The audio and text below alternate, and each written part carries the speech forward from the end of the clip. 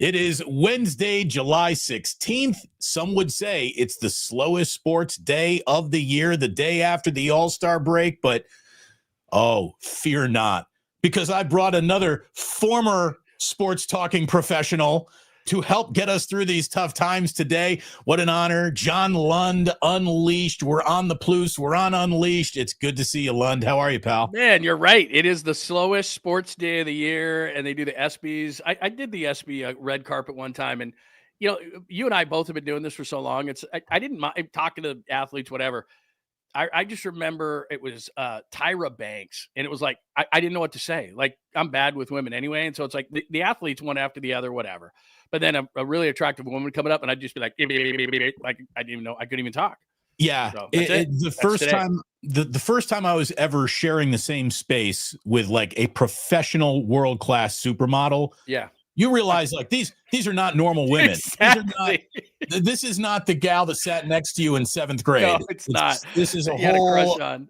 other classification of human being. DB, I felt like the Elephant Man. Like I'm standing next to her going, I'm not a human. I'm a human being. And she's looking at me like, who is this hobbit that is asking me questions on the red carpet over here? Not an animal. Not an animal. I'm a radio guy, man. There's a reason why we're on ESPN radio right now. We're not on TV. To her, you might as well have been an animal in that moment. There's absolutely no doubt about it. I was working backstage at an IU concert, and it was Bob Dylan was playing. Oh, man.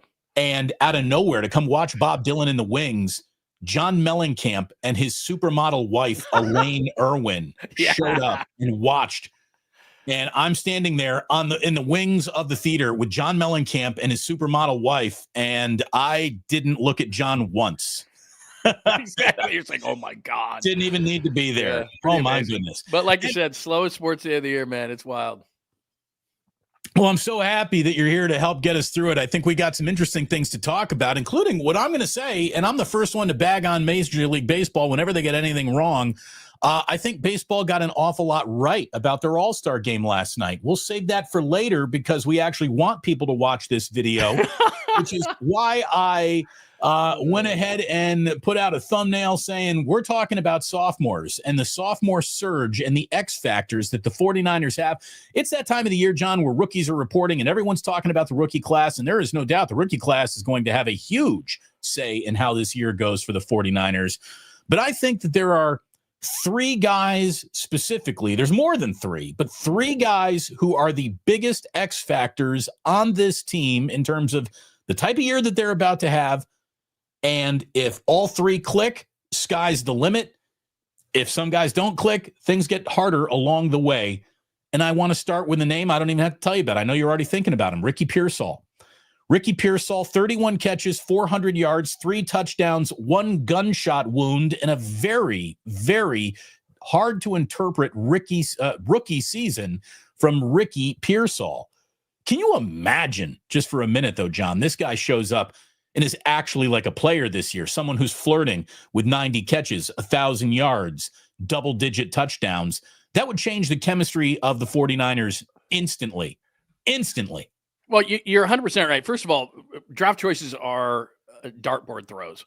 So if everybody's expecting Mikael Williams, who, for example, the first-round pick out of Georgia, to be awesome right out of the gate, he had the fewest snaps of any edge rusher coming out. So the guy might be really, really good, but he's an edge setter, and that's why Bryce Huff is going to be the pass rusher. But let me go back to what you're talking about. Point is that rookies, hey, man, sometimes there'll be a Dominick Puni, and then sometimes there'll be a Ricky Pearsall. So by the second year, you say, okay, look, we gave you a mulligan. Now you got to be great. And it's kind of like what you're pointing out here. And especially with the Jauan Jennings situation, and now you've got Ayuk, and we don't know. We hear certain things from Mayoko that he could be ready week 1. It could be week 6. Who the heck knows?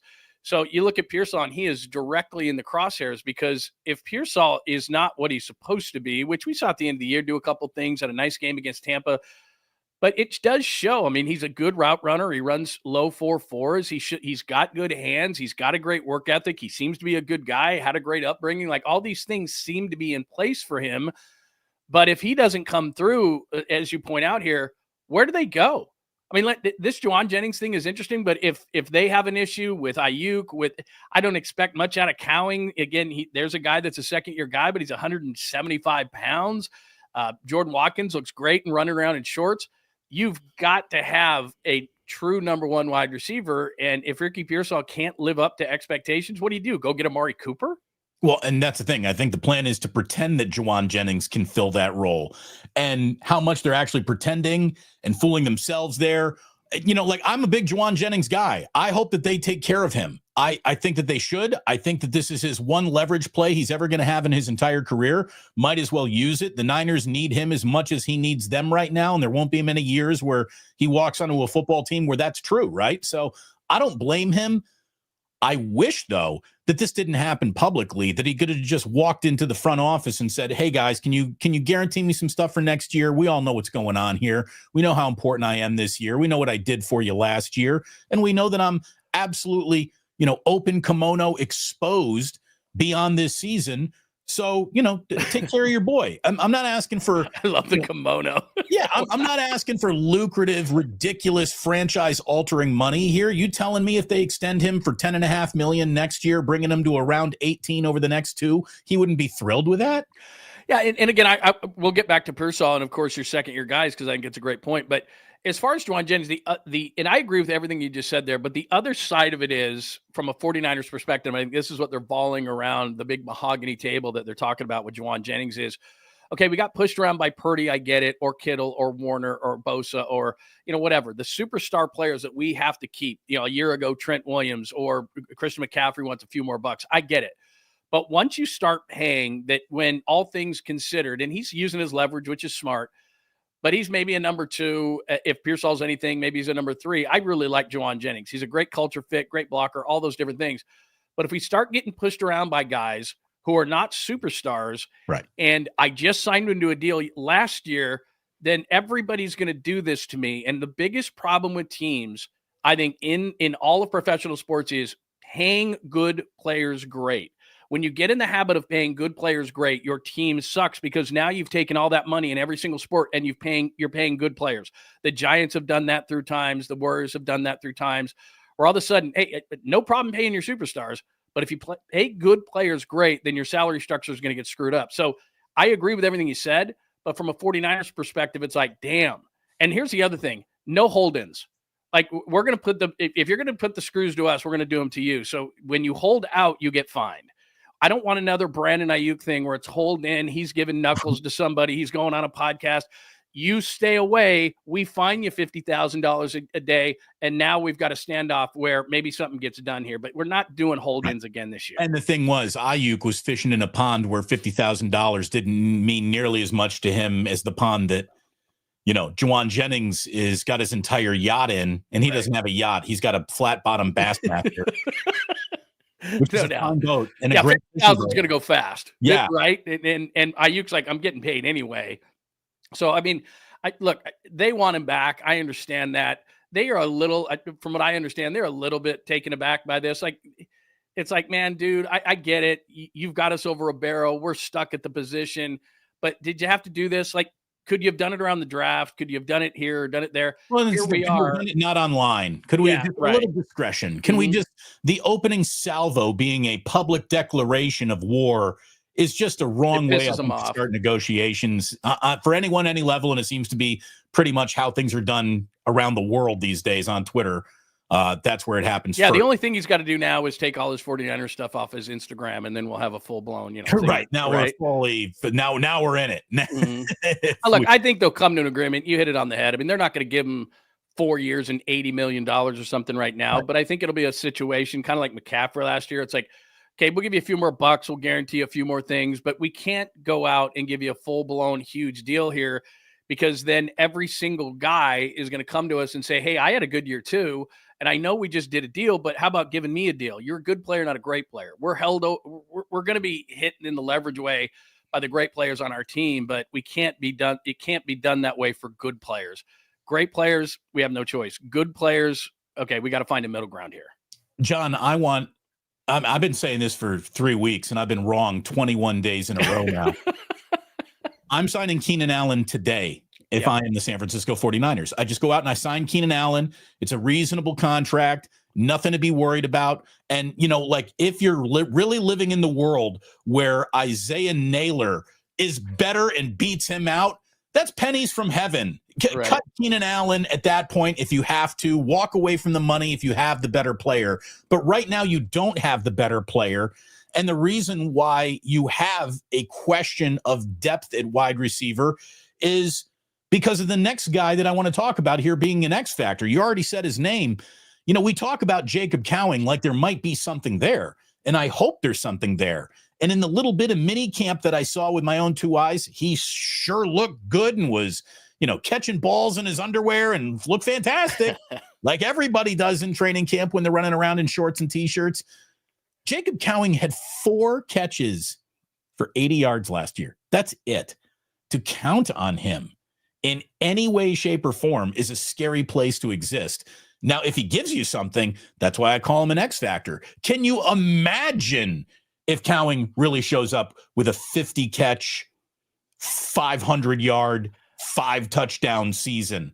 That makes everything so much easier for the 49ers. But betting on that happening, I wouldn't put too much on that. Well, I mean, what happens in the league is that these guys try to cover their ass. And so what they do is there's a reason why they take the height, weight, speed. Okay, he's 6'3", 215. If he doesn't work out, I can go to my owner and go, hey man, he had all the measurables. Tell me how many guys in the league at 5'9", 175 are successful. And there's not very many. And the guys that go to like an Antonio Brown back in the day. They have unbelievable quickness, route running ability. They have some special it. And even though Jacob Cowing, everybody goes, he runs a 4.38. Hey, that's great that he runs a 4.38. I know guys 6'3", 200 that run 4.38s. That's not that special. It's fast. Too. He couldn't even keep his feet from underneath him. He slipped on the 41-yarder. He fell down every time I looked at him. He had a 41-yarder, which was his big catch last year, and it was near the sideline, and he fell. He was behind the DB.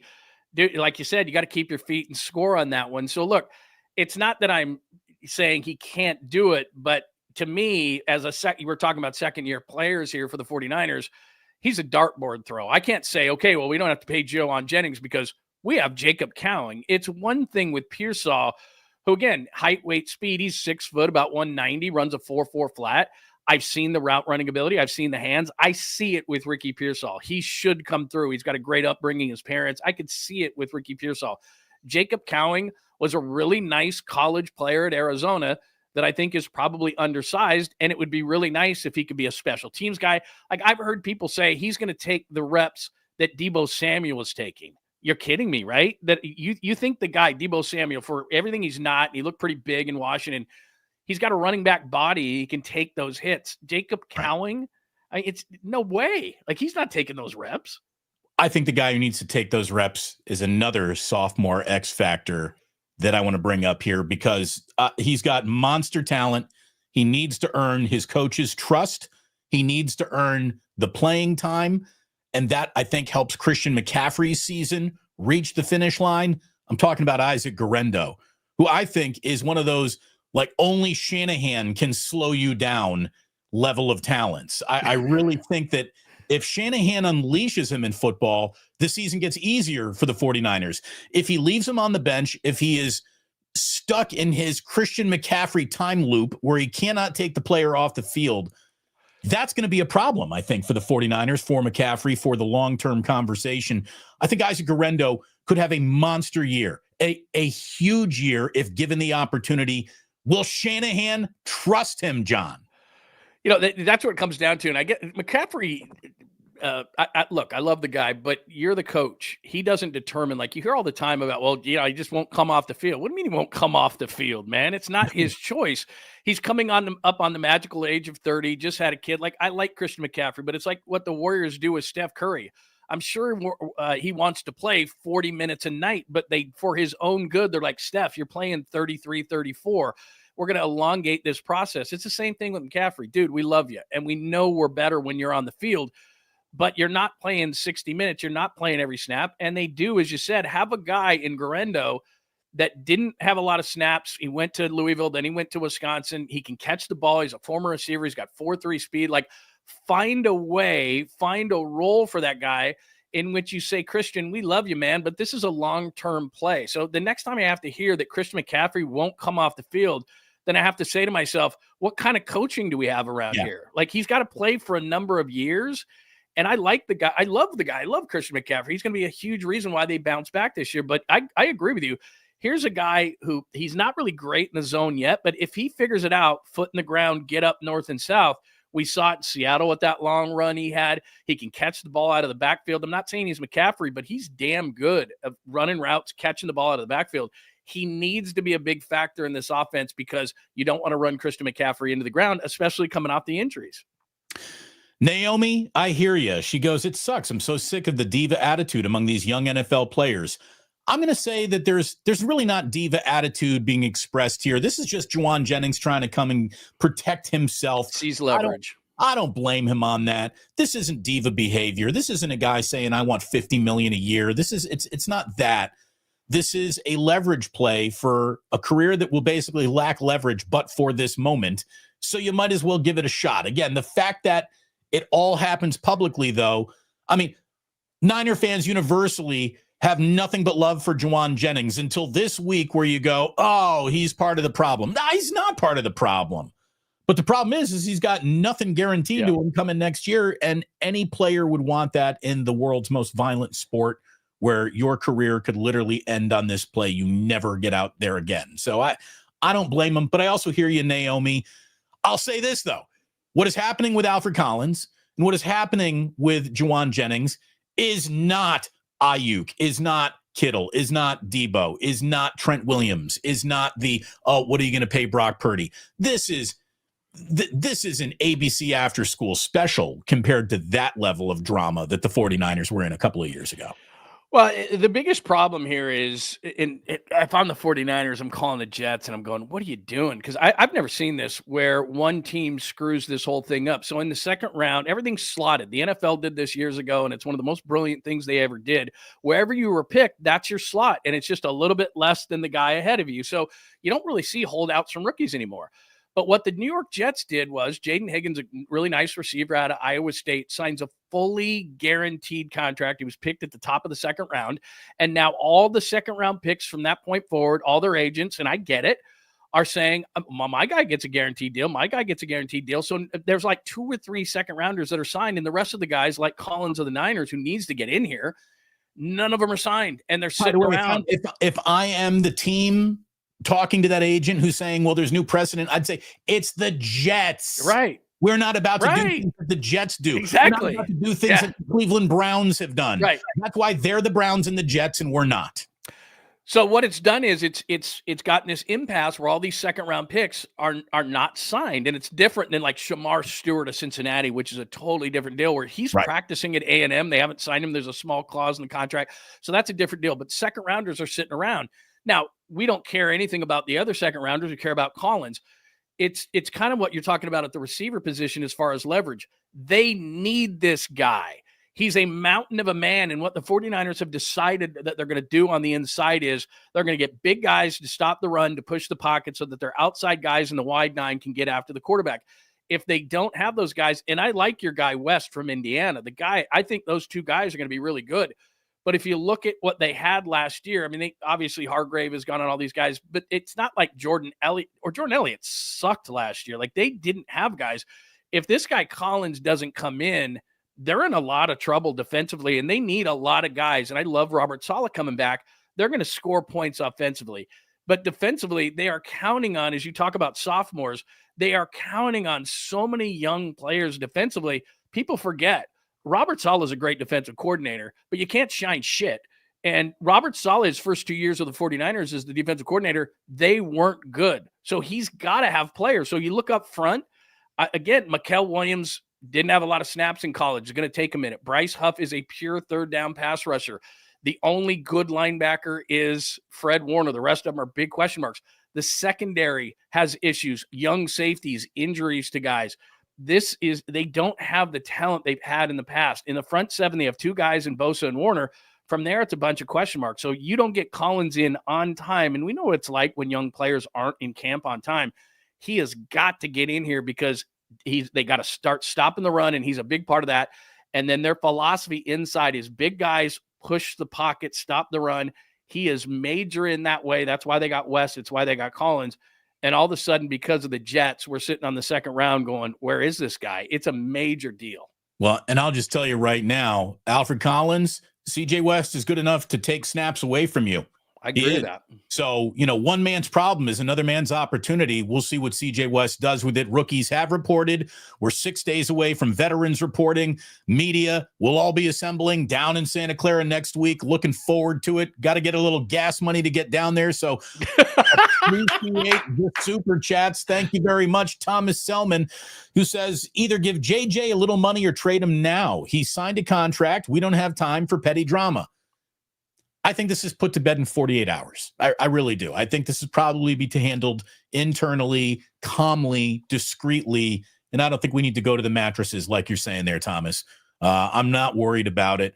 I don't think he's going to be traded. I don't think something dramatic is about to happen. I don't think that he's going to be packaged with Ayuk for Terry McLaurin or something like that. Although I will say the Terry McLaurin situation, I thought would be a bunch of toothpaste that they would figure out how to put back in the tube. That has not happened. There is an I want out player in DC, so we'll see what happens there. It's great to have you all here today. Thank you. If you're watching over on John Lund Unleashed, please give us a like and a subscribe over here. Everyone who's watching over here on the Plus, when you are done today, go like and subscribe to John Lund Unleashed. We got 2 old dogs learning new tricks, reinventing themselves. Come and watch the car crash daily with us. We invite you to be a part of that. And speaking of invitations, let me give everyone an invitation for lunch right now. Get yourself to Ike's for lunch today, especially if you're in charge of ordering lunch for the entire office. Check out Ike's Catering. How happy were you, John, when you'd be at the station and a big box of Ike's would show up? Does that bring everybody running to the break room or what? Dude, you know what I would do? Because obviously doing middays, and this, it would be 10 to 2. And when they would have a meeting, they'd always bring in Ike's. And so what I would do is, because we know how salespeople work. I mean, dude, they would walk by piled with 6 sandwiches like they were going to eat for a week. And so when they would go into that room and they're like, no one goes into that room until the meeting's over. Hell with that. I would run, get my 2 or 3 favorite Ike sandwiches with the chips and everything. And then I'd run back to the studio, because it was once that happened, it was over. Salespeople, they eat like a bunch of jackals. I mean, it's are you kidding? If your show is in middays, you've never had actual lunch at your radio station because it gets picked over. And by the time your show is over, it's all gone. So that is the burden that you and Papa had to carry for all those years. What I did love, and why I love Ike and why this guy's really my friend, truthfully, is my sandwich is popular. And so it's always included when people order it. He would continue to send Damon Bruce's to KNBR when I was in the game. And they're like, stop sending us Damon Bruce's. And he'd be like, oh, sorry, I forgot. And then he'd do it intentionally over and over and over again. He's the best, man. It was fantastic. Anyways, get yourself to Ike's. Don't just order for you, order for the office. Think about picking up a sandwich for dinner. You'll be happy that you did. New restaurant has opened down in San Diego, which will, by the way, be a part of our Today in History, a very historic day for San Diego. That's coming up a little bit later, and a little bit later tonight, get yourself to the Dubliner to drink yourself through the worst, slowest sports day of the year. The Dubliner West Portal got the best Guinness in San Francisco. Go say hello to Kenny and John for me. Tell them that the Plus sent you. And we will all be getting together at the Dubliner in West Portal again real soon. Muni picks you up, drops you off. Boom, easy peasy. Don't need to worry about a thing. John, we are streaming on your channel. Yes. Is there any business we can take care of on the Unleashed side? No, just thanks for mentioning me. I appreciate it. We're growing it. It's really cool. And I'm just trying to do what you're doing, man. It's a lot of fun. We're digging it. And I always love doing your show, because I see a mix of people that have been in my room, but a lot of people that are just in your room. So it's very cool, man. But thanks for mentioning the show. We're just grinding away just like you are. Grinding like a skateboarder. San Bruno Mike, a member now for 18 months. Pound that like button. I will give love to John too with a like and a sub. Much and that's appreciated. what we are talking about. Helping out those who actually want to not waste your time with clickbaity, douchey commentary and bullshit topics. It's not what we do. And here's the thing. We'll prove that we're not here to just pull your leg, because we're not going to do a 2-hour show on the worst sports day of the year. But we do have a couple of other things to talk about here, John. I think that we put an awful lot of the Niners to bed. There's one more sophomore, though, that I do want to talk about, because to me, this is the guy. If he stays healthy, this team's offensive line becomes better than what it was last year. And I am talking about Dominick Puni, who obviously had an all-rookie year last year. That should just be the jumping off point for what could be a perennial Pro Bowler, all-pro level talent in Dominick Puni. You can say he hit a little bit of a rookie wall last year, but to me, he was spectacular the whole way through. And if he gets to play this year the whole way through, the Niners are just going to be, again, the X factors that are the difference in, did you win 12 games or did you win 10 games? Did you win 11 games or did you get stuck at 9? If Puni plays 17, I'm telling you, they're winning 10 games, John. Well, and they've got to get back to, and this is, again, I don't mean to make this all about Jauan Jennings, but one of the reasons why that Debo's gone is they want to reallocate resources into the trenches. We saw what they did defensively in the draft. They were trying to, believe me, they were trying to get into the offensive line game. It just didn't fall for them in the draft that way, and they weren't going to reach for guys. But they're trying to get back to, look, we're a punch you in the face team. And that's what Dominick Puni does. That's what Trent Williams does. I know that everyone hates McKivitz, but he's actually a solid right tackle. So look, they got to figure it out at left guard. But Puni, as good as he was last year, you can't just be satisfied. And this is what you're talking about with sophomores, is that great, they had a nice rookie class. Those guys will contribute to a certain point. We always overrate rookies. They're a dart throw. But it's that second-year guy that has got to make that step. And just because Dominick Puni was an all-rookie guy does not mean he doesn't have another level to play to, and he has to. He's got to play to that certain level because, look, I'm not a Jake Brundle guy. I don't care what the PFF numbers say. He's on the ground far too often. They got stuffed way too much up the middle. He has got to be that guy. And then you look to the other side. I don't know who the left guard is going to be. It could, Ben Barch. I don't know. So the interior of the offensive line, because you have a quarterback like Purdy, who, look, I got nothing against Purdy, but he's all of 6'1". What teams are doing is, to the 49ers, is they are trying to push that pocket up the middle. He can't see. He's making some blind throws, and that becomes a problem. So if Puni doesn't take it to the next level, both from a running perspective and keeping that pocket, especially in the middle clean, when you have guys like Brendel who get pushed back, and I don't know what Barch or whomever is going to bring to the table. So like you said, as a sophomore, he is massive both in the pass and the run game. Again, rookies have reported, but boy, this sophomore class has an awful lot of heavy lifting to do for the 49ers this year to have the type of season that you want them to have. Thomas Selman coming in with $2 for the Ganja Jar. Thank you. Love your channels. Listen to both in Georgia daily. Nice. You could pick up 0 of our radio signals in Georgia. Thank God for YouTube. It's great to have you here. Thank you, Thomas. Thanks to Rose Marie, who's watching over on Unleashed. She says, great show, even better tandem. Go Bruce, go John, go Niners. Love the show. Thank you so very, very much. The great John Lund. Yeah, you're going a little far there, but hey, whatever. There you go. Once Radnich started putting the suffix "the great" on everything, exactly. That's everyone became the great. Yes, here in the Bay Area. Look, we think that the Jennings contract issue is going to get put to bed quickly. Hopefully, this Alfred Collins issue is going to be behind the 49ers quickly, and he's out there when training camp really starts next week. I saw a little something today from Grant Cohn, and it wasn't Grant trying to, well, it was a little Grant trying to stoke fires of outrage. It's always, it's part of the brand. But he brought up something that with only half of the top 50 released, only one 49er is on it. And for a team that just 2 seasons ago was claiming to be one of the most talented teams in all of football, it feels like a little bit of a decline. Fred Warner is the only 49ers player who ranks in Pro Football Focus's top 50 NFL players heading into the 2025 season. He comes in at number 24. They've released the half of their top 50, or a little bit more of it. 1 through 20 will be released a little bit later. And I'm thinking, okay, so Fred Warner's on the list. Of course he is. He should be, probably even underrated at 24, if you don't mind me saying. Kittle's got to be on the list. No doubt. Bosa has to be on the list. And I would think that Christian McCaffrey was going to be on the list. Anyone else? Is there anyone else who might appear in the top 20? Now, I do not. Trent Williams, right? Trent Williams. Maybe not.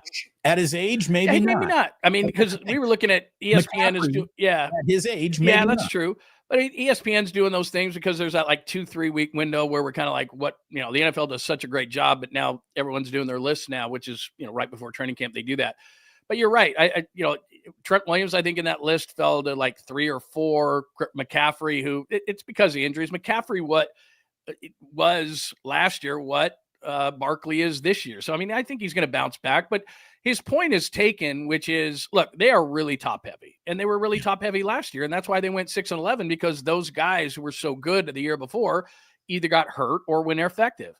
When Williams, look, we just talked about Dominick Puni. He's huge.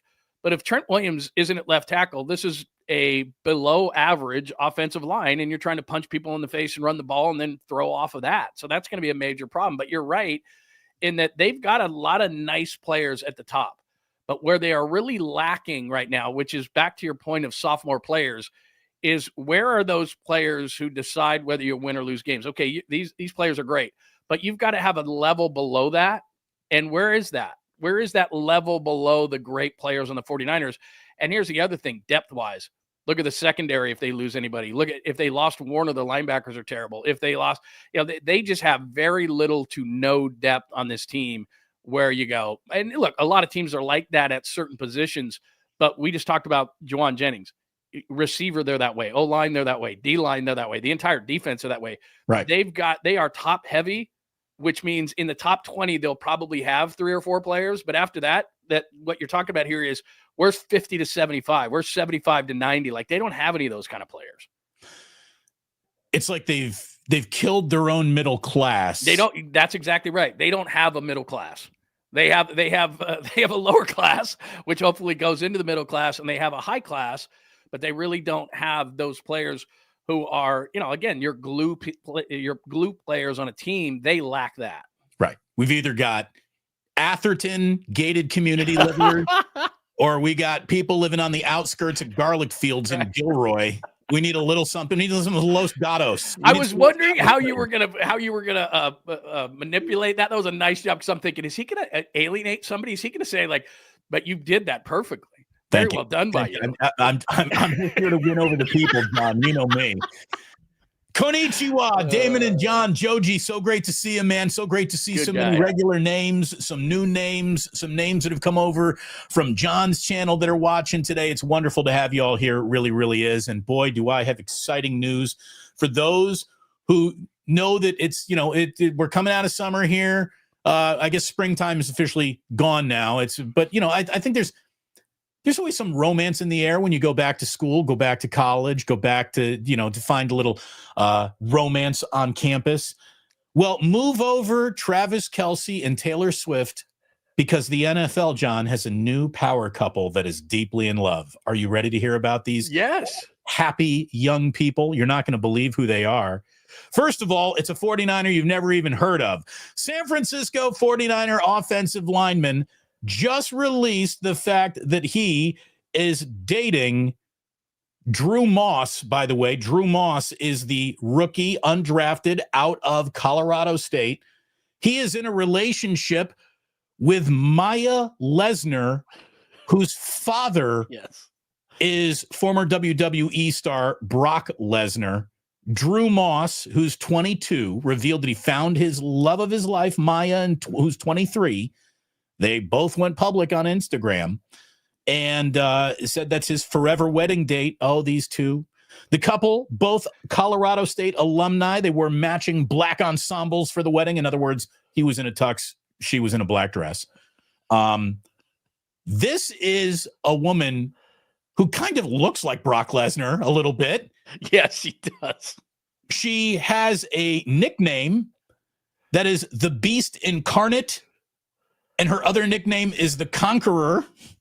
So, look at it this way. I don't know how Drew Moss is getting ready for the season, but when you're dating a girl whose nickname is the Beast Incarnate, maybe you have a little bit of a workout partner there. She is a champion level shot putter, #1 in the country at the women's indoor NCAA shot put. She's the champ. She threw the shot put 18.53 meters in March of 2004. That'll keep your ass coming home loyal at night. We got Brock Lesnar's daughter dating an undrafted 49er offensive lineman. Does this improve the 49ers offensive line depth in one move alone, John? I might sign her. I saw this morning, and I had to look this dude up. I'm like, because I'm not Larry Krueger.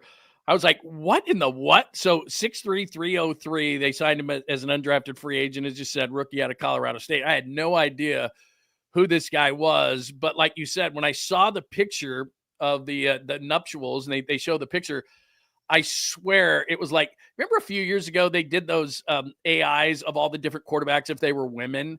Yes. And it was like, Aaron Rodgers and Tom Brady looked pretty good, and Joe Burrow, and they had all these different guys as women. That's what that looked like. It was like if Brock Lesnar had been AI'd into a woman, that's what it looked like. Hey, to each their own. I'm not making fun of anything. I'm just saying she looks a lot like Brock Lesnar. It's Brock Lesnar with a long blonde wig. Exactly. That's exactly what it looked like. Like if she put her hair up. And I looked up, because I have nothing better to do in my life, her shot putting and doing all that kind of stuff. She is badass. Like she's the Dom.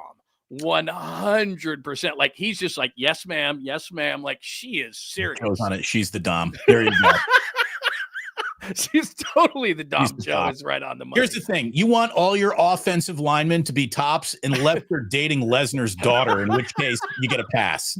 Exactly. That's the first thing that went through my mind is like, that is Brock Lesnar AI woman. Like that's I had a buddy of mine who threw shot put at Indiana, and in your entire life, if you could not be hit with a right hook by somebody, you do not want to be hit with this guy's right hook. He got his arm around so fast. His nickname was Ox. This guy, of course it was. This guy could throw things from under his chin across a parking lot like you wouldn't believe. And he was the ultimate don't pick a fight with that guy. Right. And I'm guessing Brock Lesnar's daughter is just like my friend Ox. And this is right too here, Oi. He says preemptively sign their firstborn immediately. Oh yeah, that kid is going to be like superstar. By the way, speaking of take some stock in that child, Christian McCaffrey and his former Miss Universe wife just gave birth to their kid. That kid is either going to be very handsome, very beautiful, much of an athlete, no matter what. I don't even know if it was a boy or a girl that they had, but bet on that kid being successful. You're right. I can't remember. I thought it was a boy, but now I'm not so sure. But you're right. Ed McCaffrey, Max McCaffrey, Luke McCaffrey, Christian McCaffrey. I mean, his mom was an athlete, right? At Stanford. I mean, it's gotta be. I mean, this kid's going to be very attractive. There's no doubt, but gotta be an athlete. I mean, are you kidding me? Like you said, you give a scholarship already. Like sight unseen. We'll give him preferred walk-on treatment right now. Yeah. I mean, he's a preferred walk-on at the age of zygote. So congratulations to that kid, wherever he is at this point in time. John, how often have we said something like this out loud in our lives? Boy, Major League Baseball really got that right. We don't say that very much. Never. We don't say that very much. From the automated strike zone that when used, I think 3 times, overturned bad calls all 3 times. They were close. They were right on the edge, but that automated strike zone is the future of the strike zone. There's no doubt. There's no going back once you see that thing work. What that tells you too, players know the zone. Pitchers right away were like, that's a strike, or batter right away is like, that's not a strike. Like they know the zone. The most annoying thing, and I love Mike Krukow, it's not against him. It's just the most annoying thing of any Giants broadcast, and there are a few things to choose from, is when Mike Krukow goes through and tells me what the umpire is. He's a high ball guy. He's a low ball guy. He's got a strike zone that breathes. Fuck that. It's not open to interpretation. Right. So don't, that's why it's coming. And like you said, maybe they don't want to do robo-umps. I understand that, but they have to do this immediately. And I think it should be, you get one, and if you win, then you get a second. Because I don't want to see this 50 times during the game, and I want it to be strategically placed. It's late in the game. It's a 3-2 count. Nah, that wasn't, you got to be smart with it, because I don't want to see it a million times. But as you just pointed out, last night, Derek Skubal right out of the gate gets one. Diaz gets one against Arozarena. Like, key points during a game and key points in a bat. Look, it's the backbone of the game, balls and strikes. You got to get them right. It's always good for sports talk hosts to have a little controversy after the game. It makes shows more interesting. But in the terms of just getting it right, that's really what the priority is. Not to make the post-game show spicy. You want to get the call right on the field. Now, I'm the type of person who would be very comfortable with getting replay all the way out of baseball. Here's the thing. You can't just be a little pregnant. You either have it or get it out. So pick what you're going to do and then do it fully. Commit to the bit. So I think baseball has this implemented by the beginning of next season. I wouldn't be surprised, John, because they're not going to change the regular season coming out of the All-Star break. Right. But maybe it is implemented for the postseason this year. I can see that. Yeah, I wouldn't be surprised. And you know what it's kind of like when you were saying this, it's just popped through my mind is years ago, and I don't know that it's ever going to be done, but Belichick went to the NFL meetings and said during one off season, look, let's just make everything reviewable, but you can't have a million of them. You just, you get one, then you get another one. So it's very limited in what you can challenge. But one of the things, as you just pointed out, that I really hate is, well, that's not challengeable. But wait a minute, if I can do a replay on it and I can see that the call was wrong, then why can't I replay it? So replay any damn thing you want. It's just you can't do it a million times. I think it should be you get one. If you win that one, then you get another one. That's just the way it should work. And if, by the way, and Tolbert has always said this, if it's more than 60 seconds, then it's got to stay. Like there's a point of, and the only thing that bothered me about last night is I had seen it done in the minors. And by the time it was challenged, by the time the pitcher caught the ball, it was already back. It was 3 to 5 seconds. Last night, I counted on the first one with Tarek Skubal. It was 17 seconds. Now, that might sound like a lot, but it is. So I don't want it to take 17 seconds because if it's taking 17, then it's going to take 30. It's going to take a minute. It should take 3 to 5 seconds.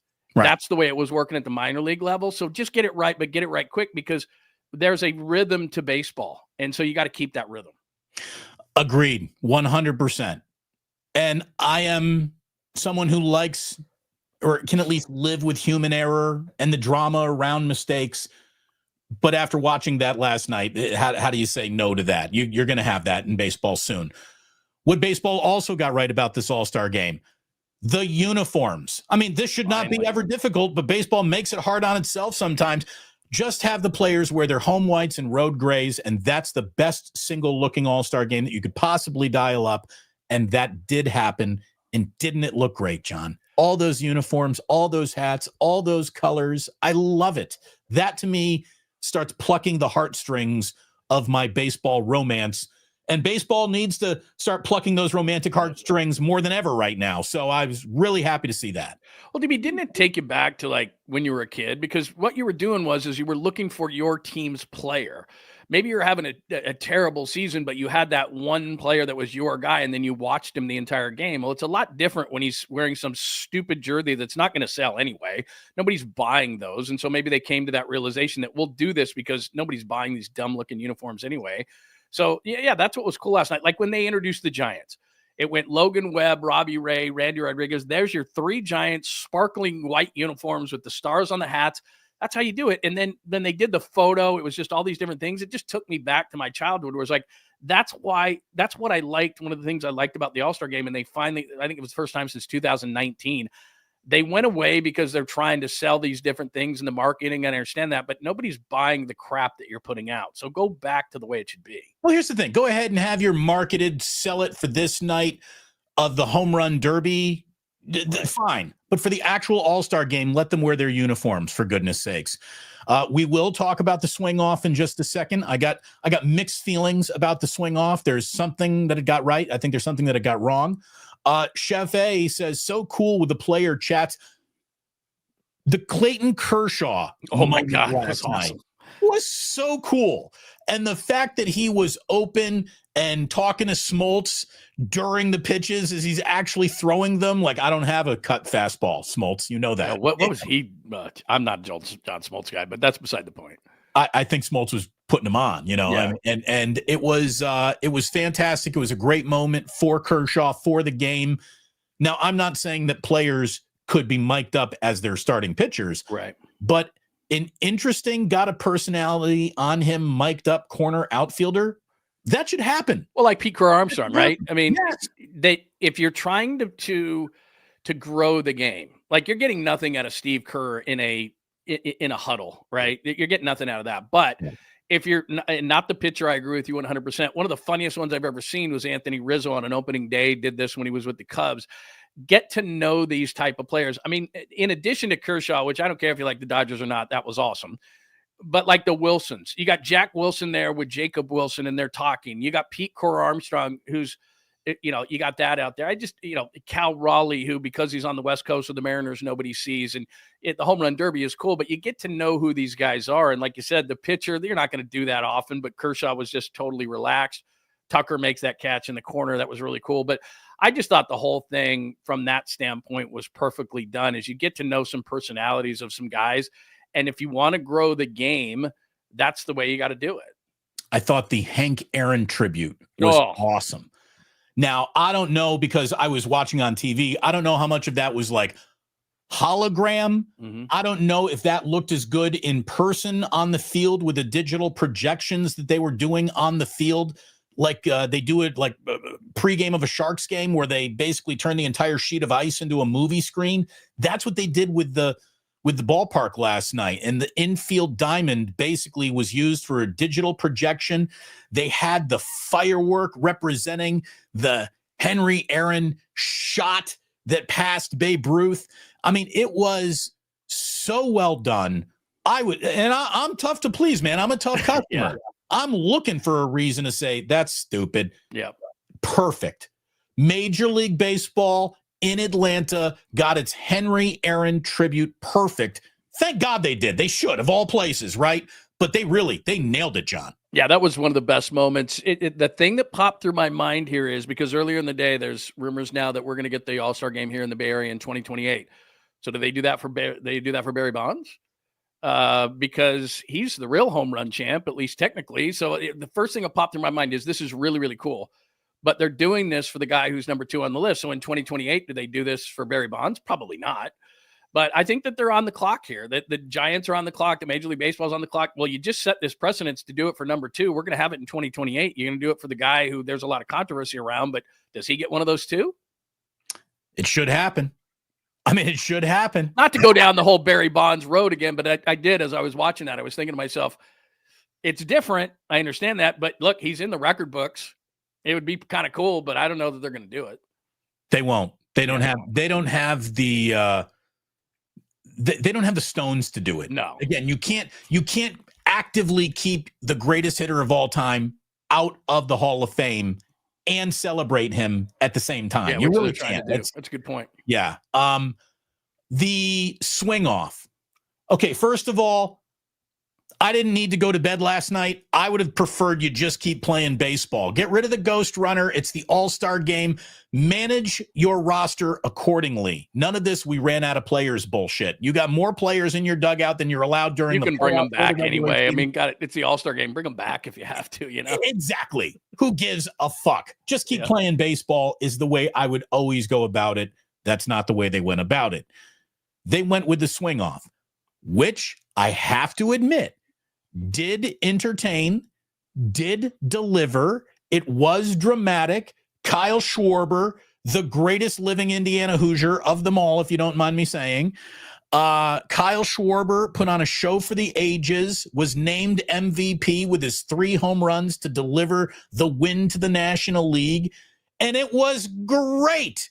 Having said all that, John, where the fuck was Shohei Ohtani and Aaron Judge during the swing off? How are we having a swing off with guys who, of course, are in the inner circle of baseball famous, but outside of the circle of baseball, no one would have recognized anybody who participated in that swing off? You got Aaron Judge and Shohei Ohtani watching a swing off, not participating in it. Yeah, that's a big time miss. And it's a bigger picture to me, which is for all these All-Star games and everything. Look, we pay you so much money. We're getting to the point in the NBA where it's, SGA just signed a deal that's nearly $1 million a game. So for that, all we're asking is when we have these big showcases events that you participate. So the home run derby, you're in. The dunk contest, you're in. If we ask you to be in, you're in. If you're injured, I get it. But all we're doing, the fans get one game. The fans get one game in these sports. Can you just give us the one? We want to be wildly entertained. Last night, as great as that was, and I agree with you, and by the way, Major League Baseball might make an addendum right now to make that. I hate the ghost runner. They may throw that away, play the 10th inning, the 11th inning, we're having a home run off. I don't know. Maybe I'm crazy, but they probably will do that because they loved it so much and they love sudden death and all those things. But point being, what I would have loved to have seen last night, as great as I think it was, is Ohtani versus Judge. That's all I want. Like when they do this in Major League Baseball, and they're going to, I don't need 3 guys from each team like it's a shootout in hockey. I just need 1 guy each. Give me your best home run hitter. Whoever hits the most wins, 3 swings, whatever. But could you imagine the level that it could have rose to as good as it was if it was just, I don't want 3-on-3. I want Judge versus Ohtani. It was perfect. The ratings would have spiked through the roof. It would have been amazing, and it would have taken it, which was really good, to really great. Right. So you're telling me you got RoboCop, but he's not in the lineup? Right, exactly. I mean, come on. What are we doing here? What are we doing? Put RoboCop in the lineup. He's selling tickets for goodness sakes. Well, and I hate that whole thing of it's going to screw up my swing. Shut up. I'm paying you ungodly amounts of money, and I'm asking for one thing for the fans, one game for the fans. And so what I want is I want Ohtani to swing home runs. I want Judge to swing home runs. I want whomever I want in the dunk contest, not Max McClung. I don't want Mac McClung in the dunk. I want the superstar players to be in everything. I love Steph Curry. He wasn't in the 3-point contest in San Francisco last year. Like, what are we doing here? What's that? Well, I mean, come on. You did have Buddy Hield, though. So enjoy that. But, just give me one game. Don't bitch about who I vote in. Have all the great players play. I thought, like you said, they nailed about everything you could nail across the board as far as an all-star game is concerned. Let's have the proper perspective when we go into one of these things. It's not going to be intensity of a World Series. But as far as an all-star game, they pretty much nailed everything, and you really can't complain. But you had Ohtani on one side and Judge on the other, and you went, nah, let's go Brent Rooker. No offense. Brent Rooker had a couple of homers, was robbed kind of in the home run derby, but man, are you kidding me? You had LA versus New York, you had Ohtani versus Judge, and you went, we're good. The reason why the Giants are actually interesting this year is because of their pitching. They send 3 pitchers to the All-Star game, and in grand Giant tradition, one of their pitchers is right in the middle of an All-Star collapse. It is, from Rick Russell getting blown off the mound to Logan Webb last year to Rodriguez this year. It feels like a Giants pitcher always gives up a crooked number in an All-Star game. And sure enough, that happened this year. But the crooked numbers that anyone cares about are those that need to start belonging to Rafael Devers as we get ready for a second half, which starts in earnest on Friday, John. Are you betting on Devers to figure it out and right the ship, or do you think he is a 200-ish hitter and a disappointment the rest of the way through? I think he'll be okay, but I mean, these injuries, the back or any kind of thing that's going on, look, he's got to play first base. He's got to, because first base has been a dumpster fire there. They could probably use a second baseman. The problem becomes not only what Devers does in his health, but, it was like, okay, the staff looks pretty good. Now it's like 3 through 5. I'm not sure. They lose Eric Miller in the bullpen. Now they need a lefty arm.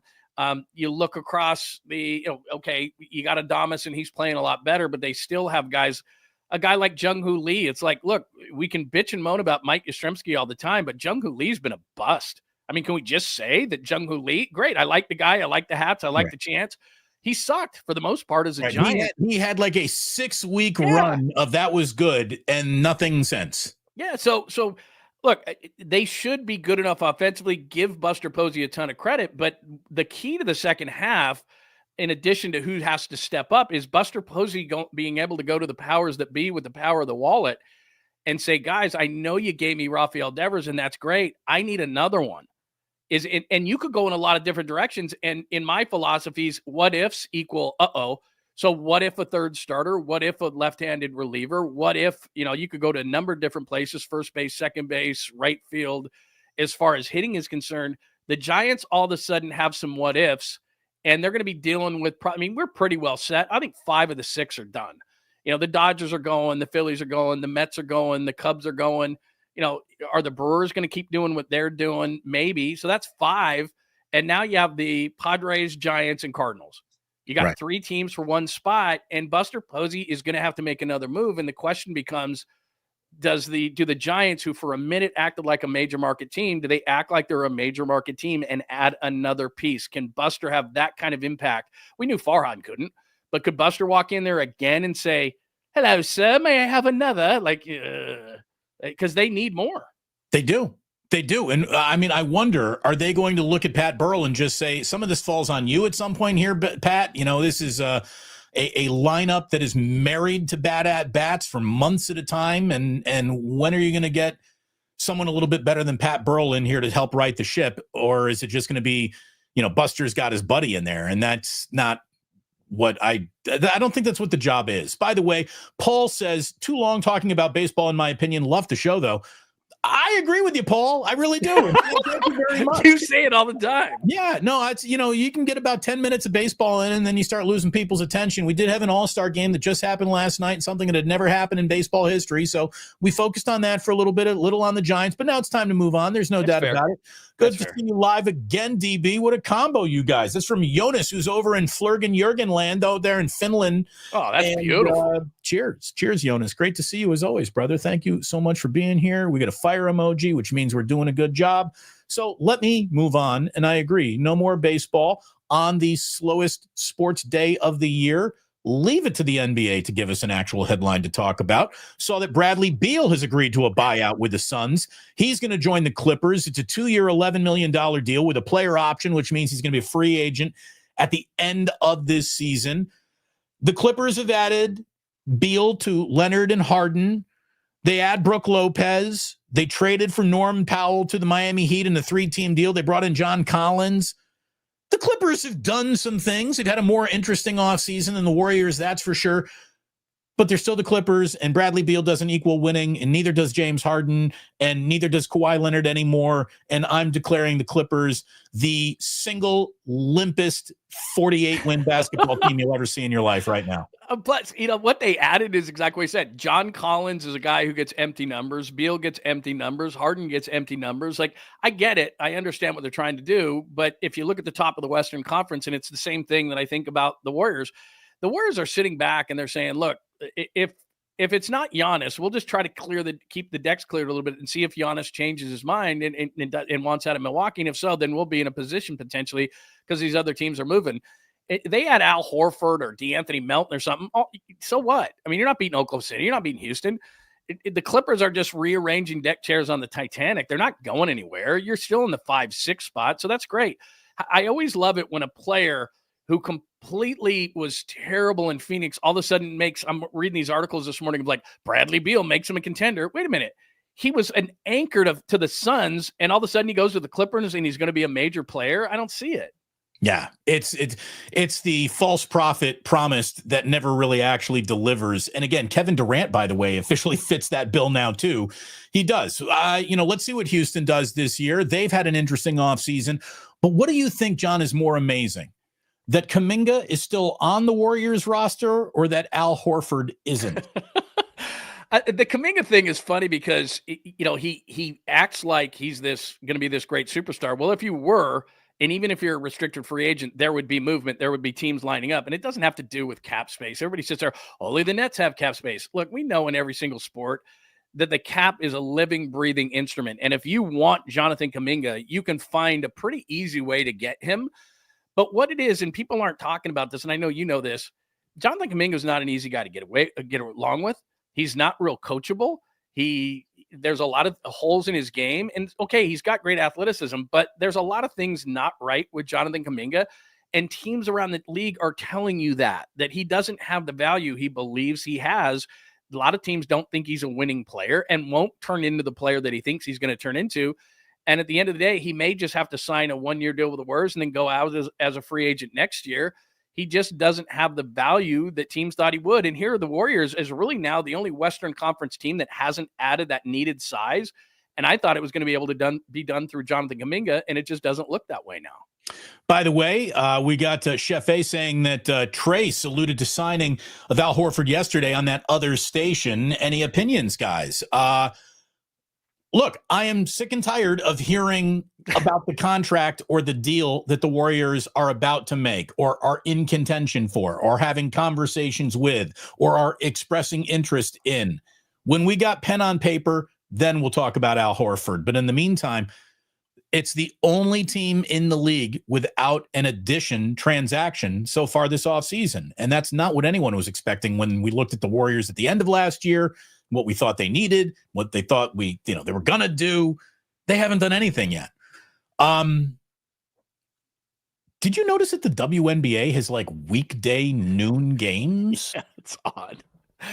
Yeah, and I also saw where they're at an impasse, I guess, and they're going to strike. It's like, you might want to know your place. By the way, look, if you do that, That's, I mean, It's a horrible so move. long. So, I mean, that if you are dumb enough to actually strike, if these women are going to play the I'm worth more than you're telling me I'm worth, even though our league has yet to turn a profit, they're out of their minds. They are out of their minds. And every day that you are canceling a Caitlin Clark game, the WNBA matters less by a serious factor.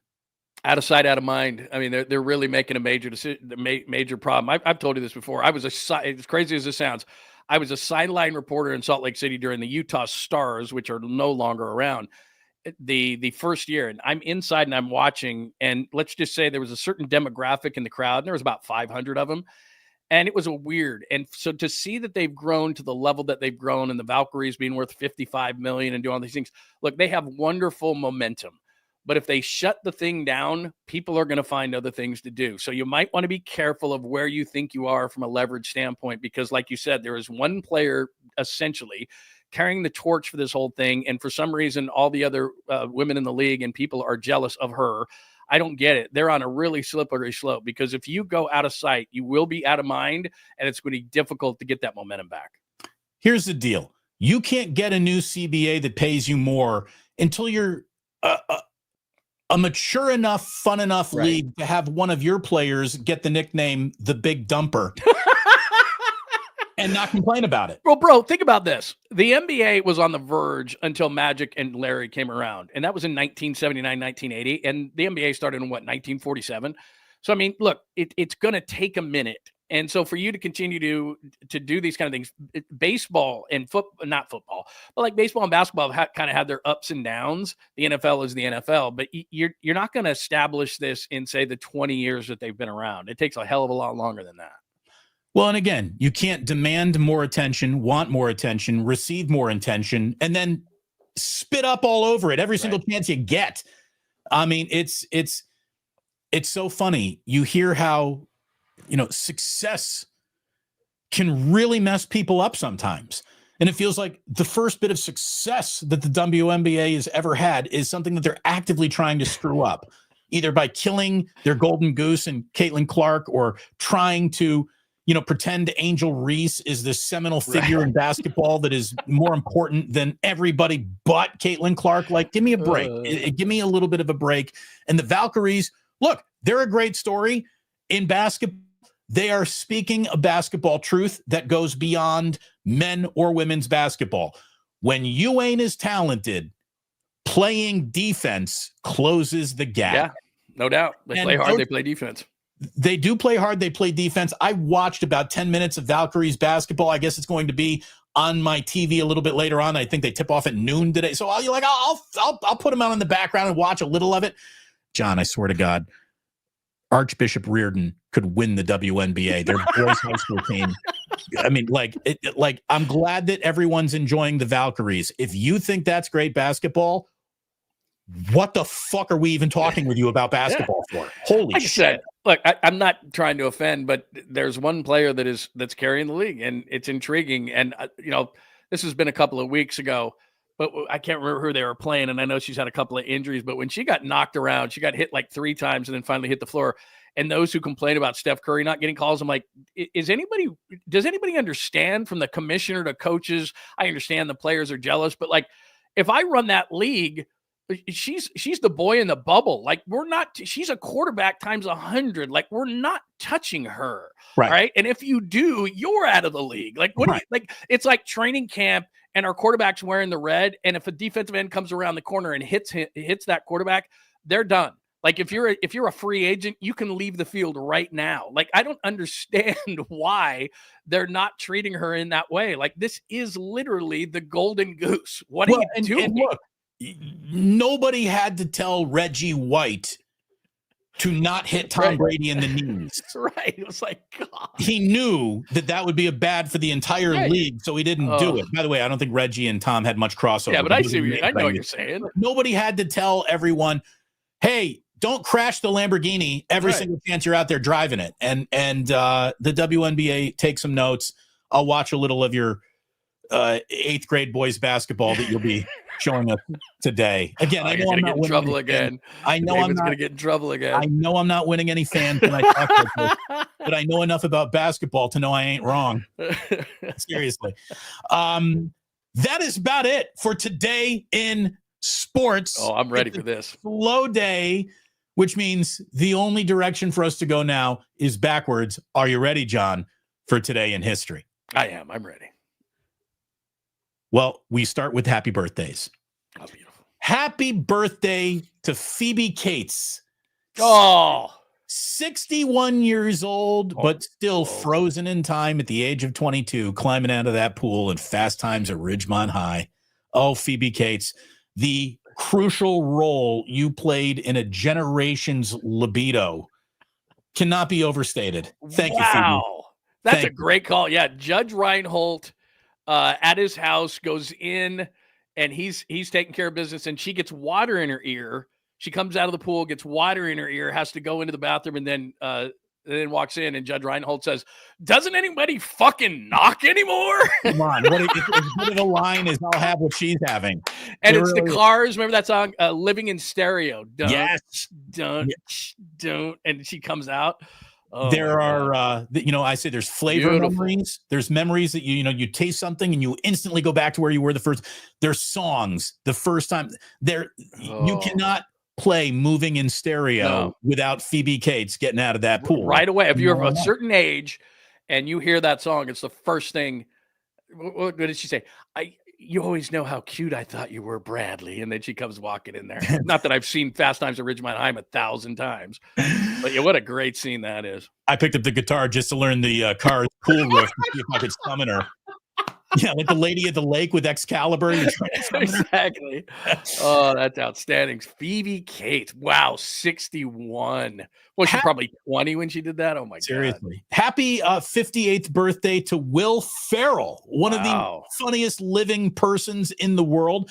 Happy 56th birthday to Barry Sanders, arguably the greatest NFL player who never won a ring. It's Barry Sanders or Dan Marino. It's one of those two guys. Can I let me tell you a 30-second story. When I lived in Detroit, worked in Detroit, I'm at a Target. This is no lie. This is how screwed up sports fans are in Detroit. I'm at a Target. And I'm standing and I go, that's Barry Sanders. I did a show with one of his former teammates. So I walk up to Barry. I knew him a little bit. And I said, Barry, why is nobody coming up to you and like mauling you in this Target? He's like, people are pissed at me for retiring early. Now they've since made good, but this is 20 years ago. I'm in a Target. Can you imagine if Joe Montana was in line at a Target, how he'd be mauled? Barry Sanders, the Detroit fans were still pissed at him for retiring early. And he's in line at a Target in Michigan. It wasn't in Detroit, outside in a suburb. And everyone's ignoring him. It was the weirdest thing. I'm like, does anyone realize this is Barry Sanders? He can walk around normally because for about a 5-year period there, they hated him for retiring early and they didn't want anything to do with him. How crazy is that? That's a little nuts. By the way, just imagining Joe Montana and his bougie ass inside of a Target. No, he ain't going to a Target. I should have used somebody else. Maybe Jerry. Would Jerry go to a Target? Probably not. But Joe wouldn't. Maybe. I think you'd find Jerry in a Target. Maybe. Joe, no way. No. You're right. I shouldn't have used that example, but it's a true story. And I'm flabbergasted. I'm like, what? No one's talking to you. He's like, nah, people don't talk. By the way, this is, just to let you know that there's a little bitterness always. Rockin' New Era has got it right here. Joe Montana would be charging fans for his autograph. He'd have people around him going, if you want to talk to him, it's like a sex line. That will be $5.99 a second. Like, oh, shit, okay. Look at Carl saying Jerry would be hawking goat fuel in a Target. He would. Carl. You're right. You're right. That's a great point. That is a great point. Well, yeah, he would.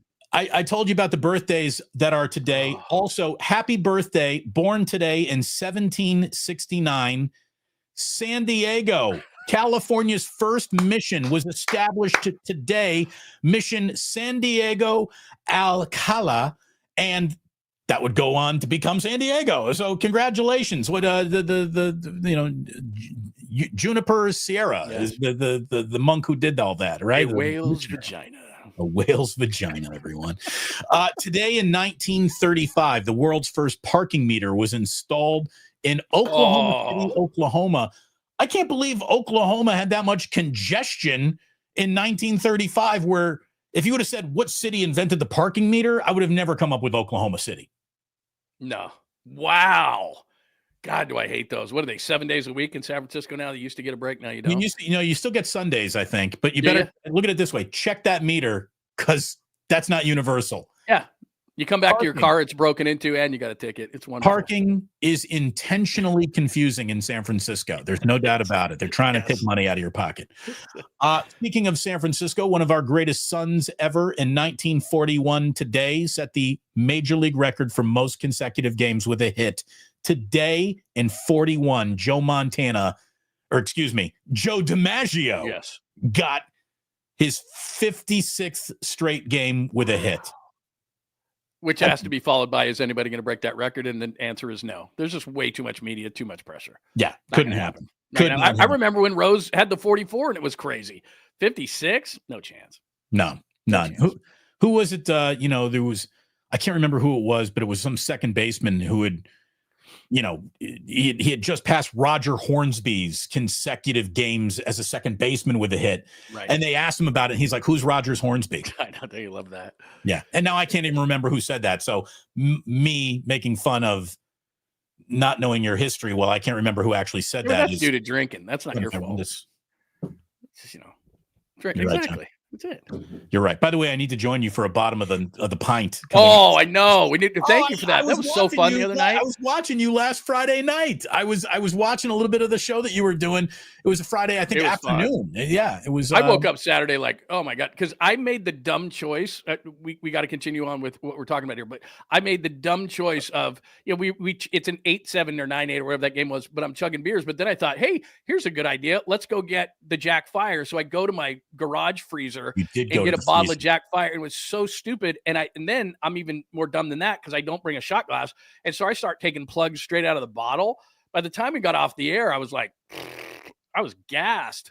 I was like, all I can tell you is that I left. I was there for the threatening to go grab that bottle for a portion of the program. That was a bad choice, San Diego. Speaking of San Diego, milk was a bad choice. Milk was a terrible choice. It was bad. I should not have done that. John, you ever read The Catcher in the Rye? Oh, sure, of course. I think I was required reading, right, at some point. Sure was. Came out today in 1951. J.D. Salinger's sensitive, rebellious Holden Caulfield officially became part of the American iconography today in 1951. That is a book that every young man should read. It's, you start thinking about things like, could I order a hooker and just is that available to me at the end of the 15? Wait a minute. Absolutely. Yeah, required reading. 100%. Good stuff. And by the way, it was so salacious. Right now, again, it's a Netflix children's special compared to what it was in 1951. Yeah. Today in 1969, Apollo 11 lifted off from Kennedy Space Center in Florida, and 4 days later, small steps for man, but giant leaps for all mankind were being taken as Neil Armstrong, Buzz Aldrin became the first men to ever walk on the moon. But the journey started today in 1969. It would take 4 days to reach the moon. Wow. Can you imagine back in that day too, where it's like, I don't know what we're doing. We're going to the moon. It's like, what? Plus, knowing what they know now, and like you said, Buzz Aldrin and all that, but Neil Armstrong was the first one. Like, they would have fought each other. Knowing history, they'd be like, no, I'm going to be the first. I'll knock you out. Because Neil Armstrong, you hear the rest of them, it's like, oh, yeah, those other guys, like, he got the first one. It's like, they should have fought each other. Like, no, you're not getting out first. They like flip a coin? Yeah. How do they determine that? I don't know. But Neil Armstrong was smart enough to go, I'm getting out first. I'm going to be the one. And then, of course, he got there, and there was a parking meter waiting for him. People in Oklahoma screwed things up all those years ago. You think you're going to park here? You got nothing coming. Let's see. Today in 1999, John F. Kennedy Jr. died in that plane crash off of Martha's Vineyard. And all I can tell you is that the Kennedys historically have not lived long lives. I remember we used to summer a little bit in Craigsville Beach in Cape Cod, which is right underneath Martha's Vineyard, right underneath the Kennedy compound. And I was I was steeped in early Kennedy lore in my early childhood and life. I've always been a Kennedy file. So yeah, John today in 1999, man. No Kennedy made it long. No, they ain't around here very long. That's for sure. I can't believe it's been that long. Wow, that's crazy. Today in 2004, Chicago opened Millennium Park and the Bean. Have you ever seen the Bean, John? No, I don't think I have, but I have been there. Big metal looking kidney bean that has thousands of people around it all the time. I know what you're talking about. Yes, I know. And taking pictures. Yes. And just so you know, outside of Chase Center, on the waterfront side of Chase Center, they installed that art installation with the mirrors and the circles and that thing. They were hoping that would be San Francisco's Bean. I don't know if it quite has established or reached Bean credibility or folklore, but it is a weird little mirrored thing that they do have set up in front of Chase Center. It's kind of cool, but it ain't the Bean. No, it ain't the Bean. That's right. When you mentioned it, I'm like, of course, the Bean. Yeah, of course. Yeah, absolutely. So we try to keep movies out of today in history. We want more historical stuff. We don't want to get bogged down, but I gotta, every now and then there's a movie that is big enough to where we bring it up. This isn't one of those movies, but it got me probably better than it got anybody else, because in 1999, I had a buddy of mine who was working in the movie industry. He sent me a VHS tape in a manila envelope, John, that just had a Post-it on it that said, "Watch me." Oh, that's scary. So I thought, oh my God, what's this going to be, right? I put it in, and it was the Blair Witch Project. Oh, man, that was controversial when that came out. Before anyone had heard of it, before anyone had known that this is, like they're trying to create. I thought the fucking thing was real, John. I thought it was real. Like the Blair Witch Project worked on me probably better than anybody, because it was given to me under the guise of, this is real. Look at this. What is this? And then I called my friend immediately, and he's like, yeah, that's a new movie that's coming out like in 3 months. I'm like, what the fuck, dude? What did I just watch?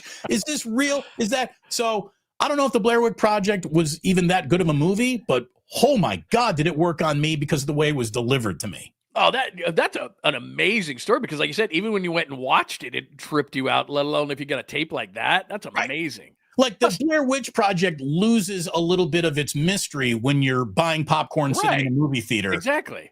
And it was still trippy. The thing about that is nowadays, and you hear all these actors and producers and all of a sudden say all this kind of stuff, is they wouldn't do that nowadays. It's just too risky. Everybody wants to do sequels and things they know, and it's going to be perfect, and it's got to be all the studios. I like the Seth Rogen thing. He just did the studio, which was hilarious. But it's like all that kind of stuff. They don't do stuff like that anymore, because whoa, that's way too risky. We're not doing that. We're not going to do those kind of camera angles and all that kind of stuff. When I told John that we would be wrapping up with Today in History, there's only one thing that he brought up of historical note that he wanted us to celebrate. And that is the fact that today is National Hot Dog Day. Yeah. You got to love a hot dog. The hot dogs in the month of July, I believe they sell 1 billion hot dogs in the month of July, around the 4th of July. And then the hot dog, unless you're at a baseball game, kind of goes away. A great hot dog is worth celebrating. Well, you're a big Chicago guy. I mean, when we go back there, my dad's from Chicago, and when we used to go back there, there was only two things. He had a favorite pizza joint, deep dish pizza, and we had to go legit. Which was his preferred deep dish? I know it. I'm trying to think of it. It was in his neighborhood where he grew up. It wasn't one of the major ones. I'm trying to think of the damn name. Gino's East? No, it wasn't any of those. But when we had to do. I mean, and everybody had the dogs, and that you had to have the Chicago style. It had to be the Vienna beef, and it had to be wrapped with the fries in the wax paper. And that if he didn't do that, then he wouldn't do it. The thing about hot dogs that blow my mind, like there's one by me called Devil Dogs, and it's really, really good. But you hit it right on the head. You go to a game, you don't have a burger, you have a dog, but then you leave there and hot dogs are nowhere to be found. And so there's burger places everywhere. Hot dogs never take off. And the thing that's great about them is, you and I were talking about this, like a really good beef dog, or if you do a hot link or an Italian or a brats or whatever, they're really good. But like, I don't know, for every hamburger joint, 50 hamburger joints, 100 hamburger joints, 500 hamburger joints, there's like one hot dog joint. They've just never taken off outside of sports. It's amazing to me. And look, we've got what Top Dog was a big thing in the Bay Area, but that sort of went away. Right. You got Wiener Schnitzel, that kind of went away. They're hard to find. Right. That's what I mean. Like you can't really. I mean, there's Nathan's is having big deals today, but again, you're in New York. Like you can't say like, okay, you've got a McDonald's, a Burger King, a Wendy's. Give me that in terms of what a hot dog place is. I mean, just as a national brand, there's really not. I mean, there's a localized places here and there, but there's not a joint where it's like hot dogs. You know what I mean? They just, and again, I'm not talking about a ballpark or a crappy one or something. I'm talking about like you go to certain places where you have legit really good ones, and seriously, you're like, damn, they're good. My butcher shop, Guerrendo's, has these all beef hot dogs that are thick and round and just delicious. They're like they're twice the size of a normal hot dog. That's what she said.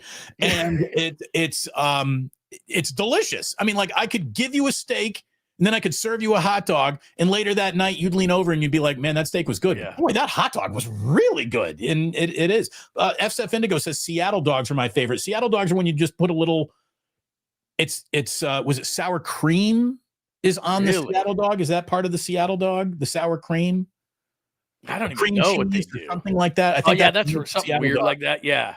But I mean, everybody has them. Chicago's probably the most well-known in terms. I mean, obviously, Red Hots, Vienna, right. And New York's got the carts and everything like that, and they got Nathan's or whatever, different kinds. But like, it's like from a national standpoint, not a localized thing. From a national standpoint, there is no McDonald's when it comes to dogs, and it's like you said, you go into a ballpark, and there are a lot of things you could eat at a Giants game. But it's like, that's what you do. I'm a traditionalist when it comes to it. Like, I'm going to eat a dog. I'm not going to eat a cha-cha bowl or anything. I'm going to eat a dog. But yet, like you said, piece of pizza. Yeah, right. Game, nah, that's not my thing. Yeah. But like, you walk out and that's it. Like, whoever says, like, God, what do you want? What do you want tonight, honey? I want Mexican food or Italian or this or that or sushi. Nobody ever goes, you know what? I'm craving a dog. Like, nobody's thinking that. Like, it never happens. But they are, when you get a really good one or like a variety, like I said, a hot link, an Italian, a brats, whatever. Like, they are damn good, but I don't know. They just haven't taken off. Who needs a better agent, you or me, or the hot dog? The hot dog. I mean, there's no question. But I don't know. It's just our country is, hey, burger and fries, not dog and fries or whatever like that. It's amazing to me. Hey, we want to thank Ike's, who is serving delicious sandwiches, and check out Ike's Burgers. If you are in a location where he's doing burgers, his burgers are amazing as well. We want to thank our friends at the Dubliner West Portal, as always, and we want to thank our friend John Lund for coming on by and helping us slog through, again, what is the worst day in sports in the sports calendar. Thank you, John. It was always fun hanging out with you, man. Always a pleasure, always easy.